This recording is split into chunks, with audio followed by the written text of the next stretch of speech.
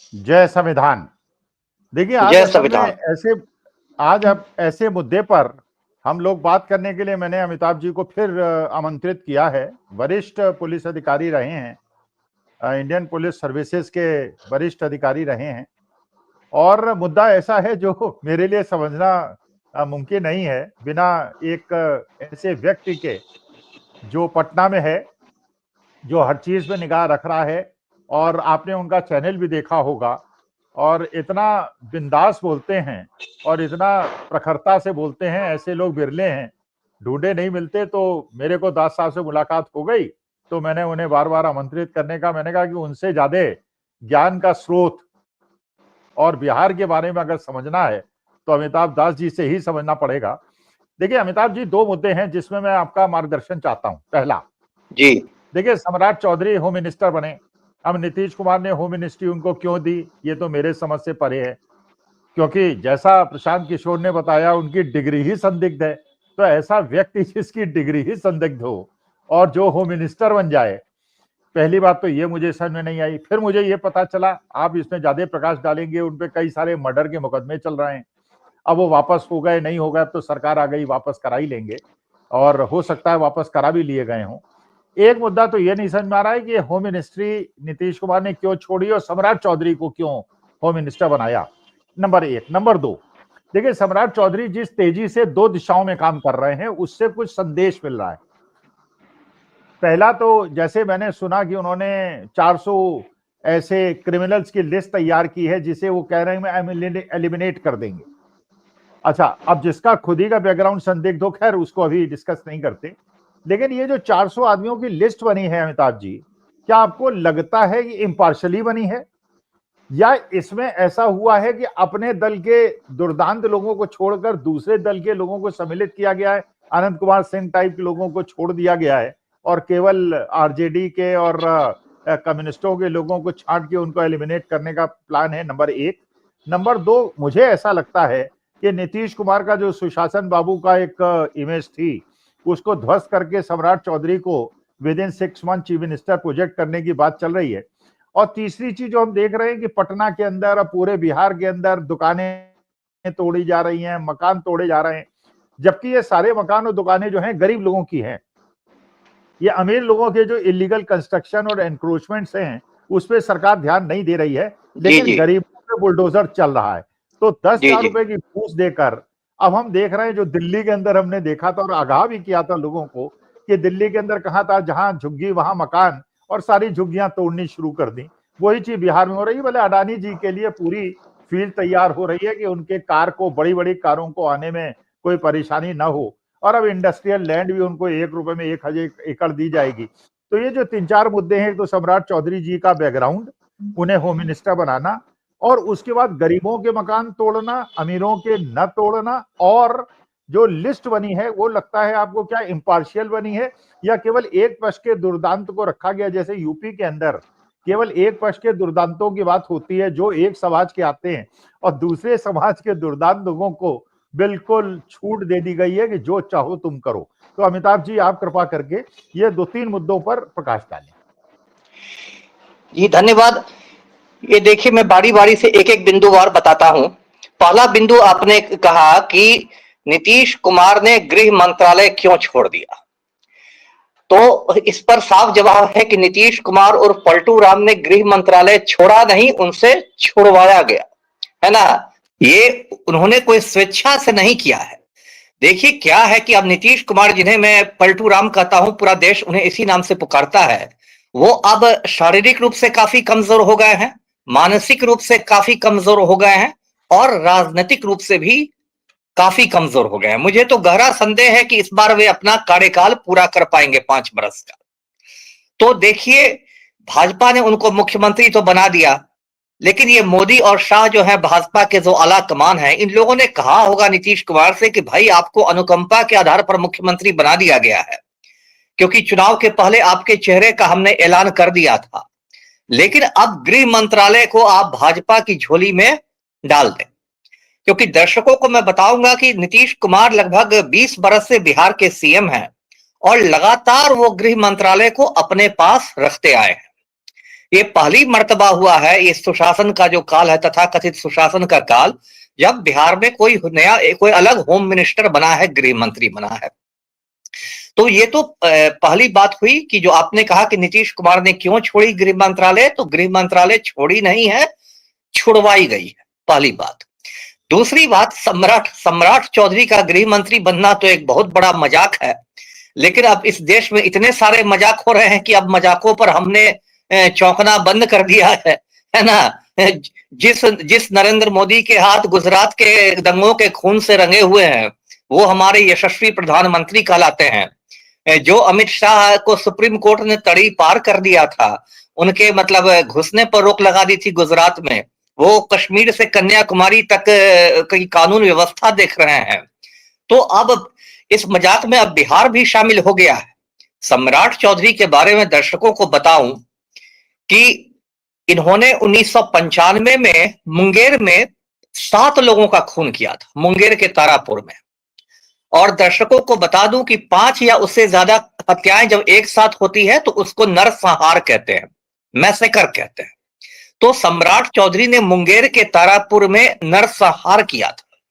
उसमें वो नामजद अभियुक्त थे, एफआईआर में उनका नाम था, और बाकायदा उनको जेल की हवा खानी पड़ी थी। उसके बाद उनके वकील ने एक फर्जी प्रमाण पत्र अदालत में प्रस्तुत किया और कहा कि सम्राट चौधरी का जन्म 1 मई 1981 को हुआ है और इसलिए इस हत्याकांड के समय, इस नरसंहार के समय वो नाबालिग थे, माइनर थे। और दर्शक जानते हैं कि नाबालिगों को कानून में थोड़ी सी छूट मिलती है, तो उसी आधार पर सम्राट चौधरी को जमानत मिल गई, वो बेल पर बाहर आ गए, है ना।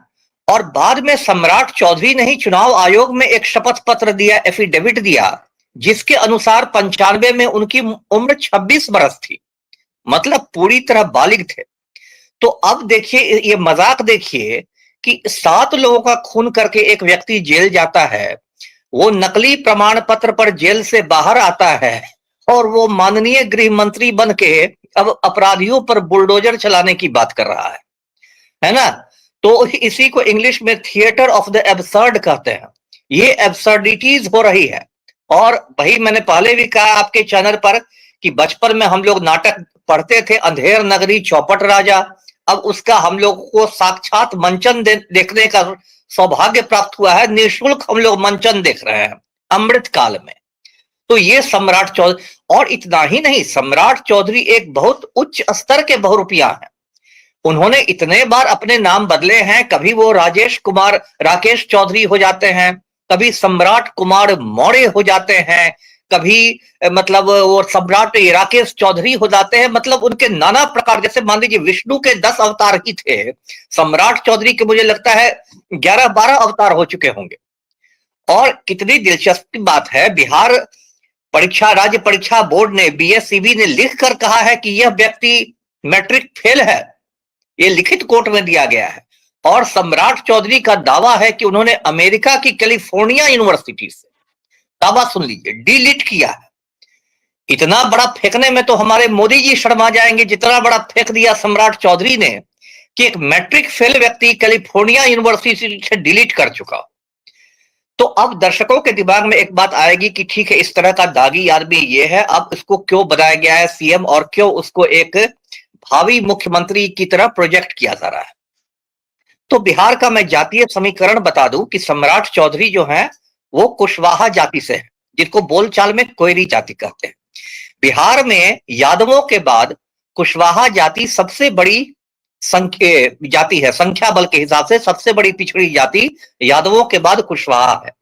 इसलिए भाजपा सम्राट चौधरी को साध रही है।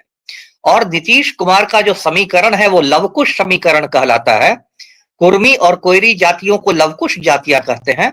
तो कहीं ना कहीं लव को बैलेंस करने के लिए भाजपा ने कुश को सामने लाया है ना।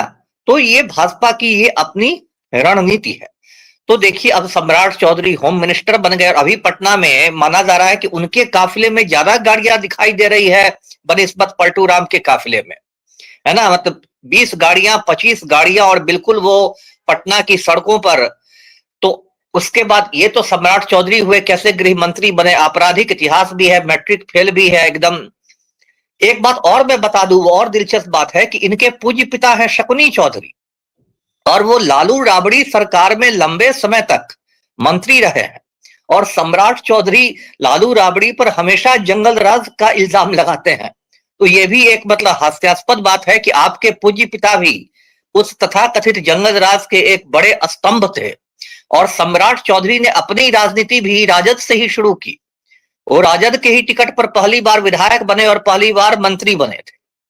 तो ये सब बातें अपनी जगह पर है। एक समय सम्राट चौधरी जो विपक्ष के नेता थे बिहार में, 1-2 साल पहले तक, जब तक पलटू राम ने फिर पलटी नहीं मारी थी, तो ये कहते थे कि मैं अपने खर्चे पर नीतीश कुमार का मानसिक इलाज करवाऊंगा, अपना खर्चा, और कहते थे कि नीतीश कुमार को हटाते ही मैं अपनी पगड़ी खोलूंगा। मतलब इस तरह की बात थी। अब वो उन्हीं के डिप्टी सीएम। अब तीसरी बात आपने कही कि भाई 400 अपराधियों की लिस्ट बन गई है। अब देखिए, मुझे वो लिस्ट मैंने देखी नहीं है अब तक। वो मतलब कौन भाई 400 लोग हैं? ऐसे बिहार में बड़े बड़े अपराधी तो मुश्किल से दर्जन भर होंगे, 400 तो बहुत मुश्किल है। सभी राज्यों में बड़े बड़े अपराधी तो मुट्ठी भर ही रहते हैं, 400 नाम है, इसका मतलब जबरदस्ती है। और जो आपने कहा, तो वो अभी से मैं कह देता हूं कि जो भी लिस्ट आएगी वो पक्षपात पूर्ण सूची होगी। उसमें जो अपराधी, आप जानते हैं, दर्शक भी जानते हैं कि भाजपा एक वॉशिंग मशीन है। तो भाजपा में तो जितने भी लुच्चे, लफंगे, उचक्के, गुंडे, मवाली होते हैं, वो यदि वॉशिंग मशीन में धुल जाते हैं तो उसके बाद तो वो प्रखर राष्ट्रवादी बन जाते हैं, है ना। और भाजपाइयों के पास एक कहानी हमेशा रहती है कि भाई डाकू रत्नाकर कैसे वाल्मीकि बन गए थे। तो जहां कोई क्रिमिनल भाजपा में आएगा उसको प्रखर राष्ट्रवादी का मेडल दिया जाएगा, और फिर डाकू रत्नाकर और महर्षि वाल्मीकि का किस्सा हमें सुनाया जाएगा। वो उनका तैयार रहता है। उनके प्रवक्ता को अब रटा दिया गया है कि जहां कोई क्रिमिनल बीजेपी में आए, सीधे डाकू रत्नाकर और वाल्मीकि की कहानी सुना देना है लोगों को। तो शर्म निरपेक्ष पार्टी है, तो उसका तो कुछ मैं कह नहीं सकता। अब ये जो 400 लोग हैं, इसमें क्या ये लोग करेंगे? मैंने पहले भी दर्शकों को एक तस्वीर दिखाई थी, फिर दिखाता हूं। ये बिहार का सबसे खूंखार माफिया डॉन है अनंत सिंह, है ना। इसने इतनी हत्याएं और अपहरण किए हैं कि ये खुद भी भूल गया है कि इसने कितनी हत्याएं अपहरण की हैं। ये है हमारे माननीय मुख्यमंत्री जो सुशासन का ढोल बजाते हैं।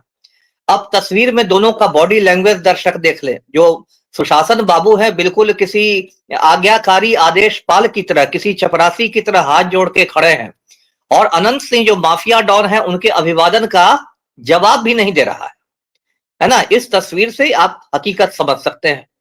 अब ये जो अनंत सिंह है, ये आज की तारीख में पटना के बेउर जेल में बंद है, दुलार चंद यादव हत्याकांड में।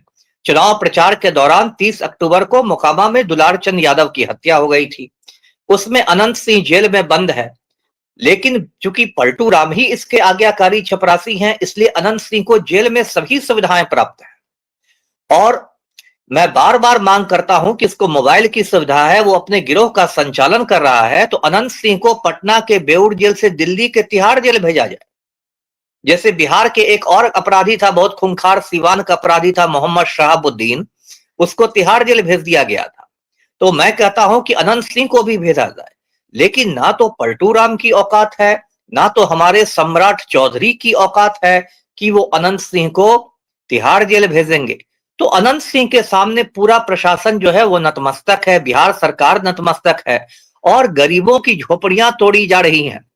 इससे शर्म की बात क्या होगी कि अभी देखिए, एकदम कड़ाके की सर्दी पड़ने वाली है, और उसमें आप बच्चों को, औरतों को उनके घर के ऊपर की छत छीन रहे हैं। और उसमें जो गोदी मीडिया है वो बिल्कुल इनका ये बना हुआ है, चीयर गर्ल्स और चीयर बॉयज की तरह, एकदम कह रहा है कि बुलडोजर राज आ गया, योगी पार्ट 2 शुरू हो गया, ये हो गया, वो हो गया। अरे गरीबों की झोपड़ी उजाड़ना कौन बहादुरी की बात है? यूपी में भी जो आदित्यनाथ हैं, वो गरीबों की झोपड़ी ही बुलडोजर से उजाड़ते हैं।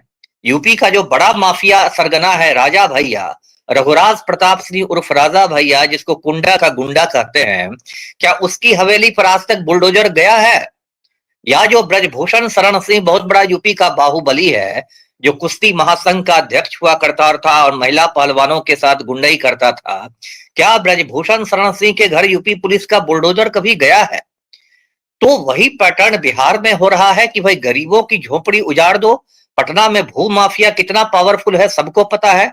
गरीबों की झोपड़ी उजाड़िएगा आप, फिर बीच शहर में वो जमीन खाली होगी, फिर भू माफिया उस पर बिल्डिंग बनाएगा, अपार्टमेंट बनाएगा, फिर उसमें करोड़ों का खेल होगा, उसमें बंदर बांट होगा। तो ये एक पूरा इन लोगों ने, मैं क्या कहूं, तानाशाही का और इसका एक नंगा नाच शुरू कर दिया है। तो मुझे इन लोगों से कोई उम्मीद नहीं है, भले ही गोदी मीडिया इन लोग को जितना चने के झाड़ पर चढ़ा दे कि एकदम मतलब अब सम्राट चौधरी आ गए हैं, अब तो बिहार अपराध मुक्त हो जाएगा वगैरह वगैरह, तो यही स्थिति है जी। नहीं अमिताभ जी, एक चीज और समझिए, देखिए उत्तर प्रदेश की अगर आप बात करेंगे, जो जी उत्तर प्रदेश के राजपूत लोग हैं ना, वो जी एक इस श्रेणी से बाहर हैं, उनके लिए बिल्कुल कोई कानून व्यवस्था नहीं है। बिल्कुल लेकिन वही। अगर किसी दलित ने, अगर जी किसी ओबीसी ने, अगर किसी मुसलमान ने या जी किसी आदिवासी ने अगर जी जी अपने खेत को, जंगल को बचाने के लिए आवाज भी उठा दी, तो जी वो जी दुर्दांत अपराधी हो जाएगा। बिल्कुल आपको बिल्कुल। पता होगा, आप डॉक्टर सुनीलम को जानते होंगे। जी जी समाजवादी हैं, बहुत बड़े समाजवादी हैं जी। मध्य प्रदेश के अंदर वहां पे 2.5 लाख पेड़ों का कटान जारी है। पुलिस गांवों हसदेव में बैठ गई हसदेव है। के जंगल में जी 200-250 गांवों में पुलिस बैठ गई है, एफआईआर हो गई हैं, गांव वालों को दुर्दांत अपराधी बता के जेलों में डाला जा रहा है और जंगल काटे जा रहे हैं, क्योंकि एक बड़े पूंजीपति की इंडस्ट्री वहां पे लगनी है। तो देखिए, बिल्कुल यही आजकल मुश्किल हो गई है अमिताभ जी। जी अगर दिल्ली के अंदर बच्चे कहें कि हमको शुद्ध हवा चाहिए, तो उनको कह देते हैं नक्सलाइट समर्थक है। बिल्कुल। अगर किसान आंदोलन करते हैं, उनको खालिस्तानी समर्थक बता बड़े देते पार्टी बोल देते हैं हैं। माने अगर कोई भी आंदोलन आप करेंगे, तो आपको या तो नक्सलाइट या खालिस्तानी या नहीं, एंटी हिंदू, ये इस तरह से बता के इन, आपको इन लोगों ने आइडेंटिफाई करते ठप्पे बनाए हुए हैं। यदि आप बोलेंगे तो आपको टुकड़े टुकड़े गैंग का बता दिया जाएगा, आपको पाकिस्तान जाने के लिए कहा जाएगा। हैं। यदि कोई अर्बन नक्सल बता दिया जाएगा, अर्बन पढ़ा लिखा नक्सल बता दिया। जी पढ़ा लिखा शहरी है तो अर्बन नक्सल हो जाएगा। यदि किसान आंदोलन में सरदार जी आएंगे तो सब खालिस्तानी हो जाएंगे। तो इन लोगों ने बिल्कुल एक मतलब सबके लिए एक ठप्पा निकाला हुआ है और उसको ठप्पे को मारते हुए चलते हैं। अब यूपी में देखिए, सिद्दीक कप्पन जो केरल के पत्रकार हुआ करते थे, वो बेचारे आए हाथरस में जो बहुत बड़ा कांड हुआ है, दर्शकों को याद होगा, जो एक रेप पीड़िता की हत्या कर दी गई और आधी रात में पुलिस ने लाश जला दी।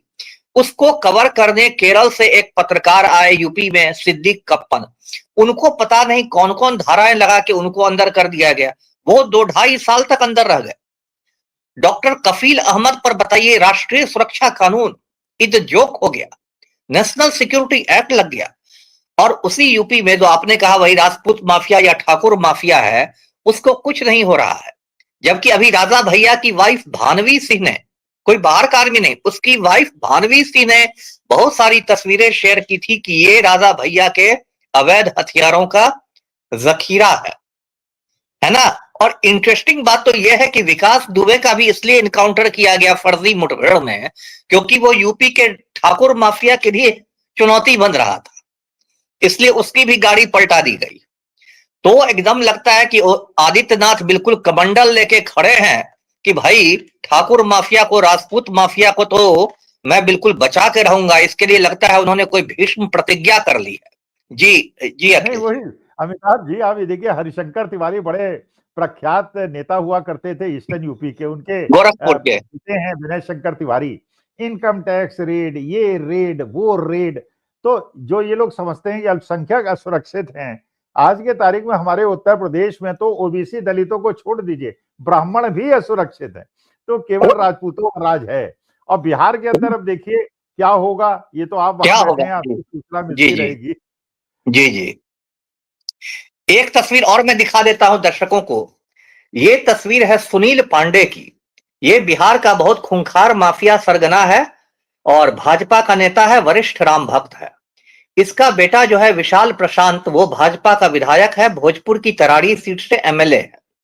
अब इस तस्वीर में साफ देख रहे हैं दर्शक कि इसके हाथ में AK-47 राइफल है, जो एक प्रतिबंधित हथियार है। किसी व्यक्ति को यह हथियार रखने का अधिकार नहीं है।